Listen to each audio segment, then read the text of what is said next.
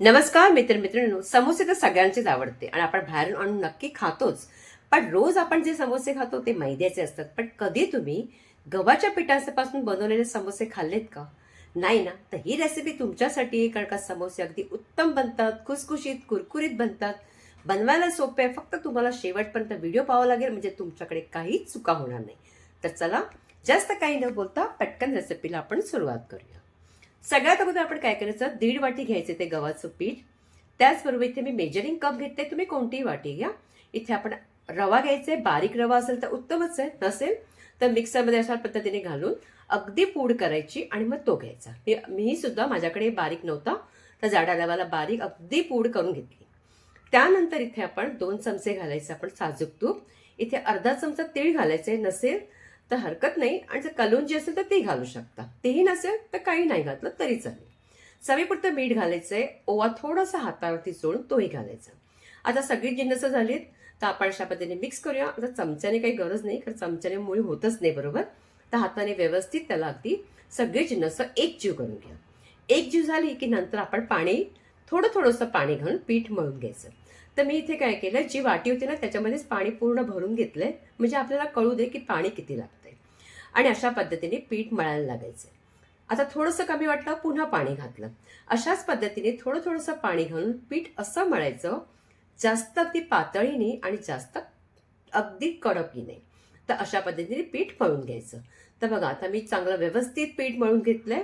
आता याला फक्त 5 मिनिटं द्यायचं, जोपर्यंत आपण सारण बनवतोय. तिथे मी झाकून ठेवलंय. आणि ही जी वाटी होती ना, ती अर्धी वाटी पूर्ण पाणी लागून मला 2 चमचे वरती लागले. आता ह्याला बाजूला ठेवूया. तिथे मिक्सरच्या भांड्यामध्ये आपण घ्यायच्यात हिरव्या मिरच्या 5-6 घेतल्यात, अगदी बिलकुल तिखट नाही आहेत. त्याचबरोबर इथे घ्यायची बडीशेप 1 चमचा. नंतर इथे घेणार आहोत, तुम्ही जिरं असेल तर जिरं घाला, माझ्याकडे जिऱ्याची पूड होती ती घातली मी. त्याचबरोबर आलं आणि काळं मीठ घालायचं आणि याला आपण वाटून घ्यायचं. आता ही पेस्ट रेडी झाली तर आपण आता कढईमध्ये 2 मोठे चमचे अगदी तेल गरम करायला ठेवायचं. गरम झालं की राई टाकायची. त्याचबरोबर थोडंसं ते जिरं टाकायचं. जिरं, राई तडतडल्यानंतरच जिरं टाकायचं. राई तडतडली, जिरे चांगलं तडतडलं गेलं, त्यानंतर आपण थोडेसे मेथीचे दाणे, अगदी अर्धा चमचा. आता हे सगळं झाल्यानंतर आपण हे जे पेस्ट करून ठेवली होती, म्हणजे हिरवी मिरची आणि बडीशेप वगैरे सगळ्याची, ती घालायची, तेलामध्ये परतायची. नंतर मसाले घालायचे, हळद, त्याचबरोबर इथे काश्मीरी लाल तिखट घातलंय. आणि त्यानंतर पुन्हा ह्याला, या मसाल्याला ह्याच्यामध्ये परतायचं. परतल्यानंतर आपण उकडलेले बटाटे घ्यायचे. मी अगदी 2-3 उकडलेले बटाटे घेतलेत, मोठे मोठे. तर ते सगळे बटाटे आपण हाताने फक्त कुस्करून टाकायचे. आणि कुस्करून टाकल्यानंतर त्याच्यामध्येच आपण घालायचे, तुमच्याकडे जर मटार असतील तर थोडेसे मटारना मीठ घालून वाफून घ्या आणि ते घालायचे. अगदी पाव वाटी घातलं तरी हरकत नाही. चवीपुरतं मीठ घालायचं. त्याचबरोबर इथे घालायचे आपण चाट मसाला. आता ही जिन्नस झाली आणि अजूनही गरम मसाला आपण घातलेला नाही. अगोदर चांगला व्यवस्थित हे मटार आणि बटाटे चांगले परतून घ्या, अगदी छान परतून घ्या. जितकं परताल तितकी भाजी छान बनते. परतल्यानंतर इथे मी अगदी अर्धा चमचाच गरम मसाला टाकलेला आहे. आणि पुन्हा आपण भाजी परतायची. भाजी जितकं तुम्ही परताल ना, तितकं तुम्हाला चव बाहेर ज्या पद्धतीने समोसामध्ये असते ती चव मिळेल. नंतर कोथिंबीर टाकायची. आणि आता हे आपलं सारण समोसाचं, म्हणजे बटाट्याची भाजी आपली परफेक्ट अशी रेडी झाली. आता ह्याला बाजूला काढून आपण इथे बघा पिठाकडे वळलोय. पीठ अगदी व्यवस्थित झालेले नाही, जास्त कडक आहे नाही, जास्त अगदी पातळ आहे. त्यानंतर ते 2 असे मी असे भाग केलेत आणि अर्धा जे भाग असेल ना त्याला अगदी झाकून ठेवायचं. आणि त्यानंतर एक असा गोळा घ्यायचा आणि पोळपाटावर अगदी थोडासा रोल सारखा करायचा, म्हणजे आपल्याला अगदी ना त्याला अगदी छोटे छोटे ते गोळे करून घ्यायचे. आता इथे मी, कारण का समोसे ते मोठे बनवणार नाहीये, लहान बनवणार आहे. तर अशा पद्धतीने केल्यामुळे काय होतं, आपल्याला कधी समोसा त्याचे पाती करायला सोयीस्कर जातं. आता एक एक गोळा उचलायचा आणि अगोदर तुम्ही गोल करून घ्या. गोल केल्यानंतर मग त्याला अगदी लांबट असा आकार द्यायचा. अगोदर गोल करून घ्यायचं आणि मग एकाच दिशेने तुम्ही तसा लांबसर असा करायचा, जसं समोसाला हवं असतं त्या पद्धतीने. अशा पद्धतीने लांबसर असा झाला, बस इतकंच बरं आहे. मोठं करत नाही आपण समोसा. आणि या पद्धतीने कापून घ्यायचा. आणि अशाच पद्धतीने सगळ्या पाती अगोदर करून घ्यायच्या. तर बघा, मी सगळ्या पाती करून घेतल्या. आता समोसा आपण कसा बनवायचा तो सांगते. आता एक टोक घ्यायचं आणि दुसऱ्या टोक्यावर अशा पद्धतीने जोडायचं. काही अगदी कठीण बिलकुल नाहीये, सोप्या पद्धतीने अगदी व्यवस्थित जोडेल. तुम्हाला इथे पाणी वगैरे काही लावायचं गरज नाही. आतमध्ये बोट घालायचं आणि त्या बोटावरती ठेवून दाबून घ्यायचं, म्हणजे तुम्हाला सोपं जाईल. आणि त्यानंतर अंगठ्याच्या मधोमध अशा पद्धतीने हा कोन ठेवायचा समोसाचा. अगोदर व्यवस्थित दाबून घ्या आणि त्यानंतर हे जे सारण आहे म्हणजे भाजी आपली, अगदी थोडं थोडंसं घालून व्यवस्थित गच्च भरा. जर जास्त गच्च भरली नाही तर काय होईल, त्याच्यामध्ये हवा भरली जाईल, म्हणून अगोदर व्यवस्थित तुम्ही गच्च भरून घ्यायची. बघा मी जास्त प्रमाणात घालते. आता असं झालं की नंतर आपण काय करायचं, ही जी मधली बाजू असते ना पाठीमागचं दोन, बघा एका बाजूने थोडा मोठा आहे बरोबर, तर त्या ठिकाणी मी ज्या पद्धतीने दाखवते अशा पद्धतीने एक चिमटी असं म्हणजे दाबून घ्यायचं. दाबल्यानंतर तेच तेच पीठ अशा पद्धतीने जोडायचं. आता तिथे एक जोड आली आहे आणि इथे एक जोड आहे, तर या पद्धतीने एका बाजूवरती दुसरी जोड अशा पद्धतीने दाबून घ्यायची. अगदी व्यवस्थित दाबायचं.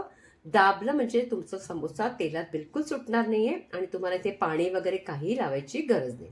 बघा ना समोसा किती सुरेख झालाय बघा. उभा राहिला म्हणजे समोसा परफेक्ट झालाय. पुन्हा तुम्हाला आणखीन एक दाखवते. अगदी व्यवस्थित बघा, कुठे म्हणजे तुमच्या चुका होणारच नाही. अशा पद्धतीने गोल फिरवून एक टोक दुसऱ्या टोकावर आपण अशा पद्धतीने जोडून घ्यायचं. जोडलं की नंतर आपण बोट पुढे असं आतमध्ये घालायचं आणि अशा पद्धतीने त्याला पूर्ण दाबून घ्यायचं. दाबल्यामुळे काय होईल, ते बिलकुल सुटणार नाही. दाबल्यानंतर आपण अगदी अंगठा आहे ना, अंगठाच्या मधोमध अशा पद्धतीने ठेवायचं. ठेवल्यानंतर पुन्हा सारण भरलं, ज्या पद्धतीने दाखवते पुन्हा ते पीठ असं दाबायचं. एक अशी चिमटीसारखी ते बघा अशी दाबायची आणि तीच त्याला जोडून टाकायची पिठाला. जोडलं मग ती जोड या जोडला जोडायची. बस एवढंच करायचंय तुम्हाला. काही अगदी म्हणजे तुम्हाला कठीण बिलकुल होणार नाही. व्यवस्थित करायचंय. आणि ही गव्हाच्या पिठाची बनवते तुम्हाला, म्हणून तुम्हाला आणखीन मी तुम्हाला व्यवस्थित सुरेख सांगते. का माहितीये का, तुमचं कुठे काही चुकता कामा नये.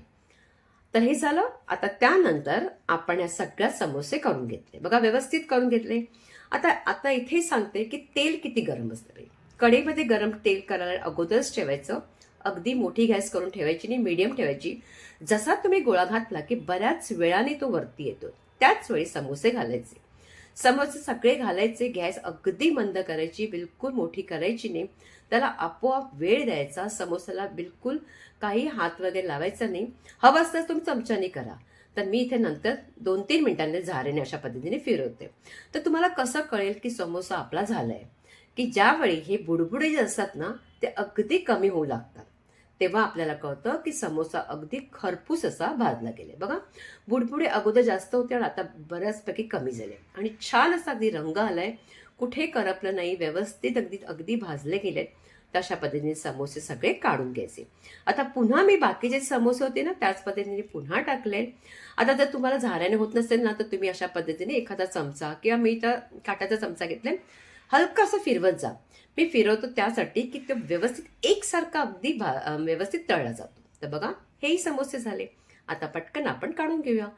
आता तुम्हाला कळत असेल की सारण करतानाही काही त्रास नाही. अगदी सारण सुद्धा अगदी अगदी तसंच बनतं जसं बाहेर असतं तसं. आणि बघा किती सुरेख समोसे आहेत. बिलकुल वेळ लागत नाही. झटपट बनणारी रेसिपी नक्की करून बघायची. आता मी ताटात चटणी आणि सॉस सोबत त्याला मी ते सर्व केले. तुम्ही अशा पद्धतीने करू शकता. बाहेर जसं आपण ना एखादा चाट असतो ना त्या पद्धतीने ह्याच्यावरती समोसे घ्यायचे, तोंडावरती त्यात चटणी घालायची आणि आंबट गोड असेल तर ती चटणी घालायची आणि मस्त खायचं. छान लागतं. किंवा शेवई घालायची. त्यानंतर बघा आता तुम्हाला समोसा तोडूनही दाखवतो. अगदी मस्त खुसखुशीत बनतो. नक्की करून बघा. तुमच्याही अगदी समोसे तसेच बनतील आणि ते सुद्धा मैदा न वापरता गव्हाच्या पिठाचे.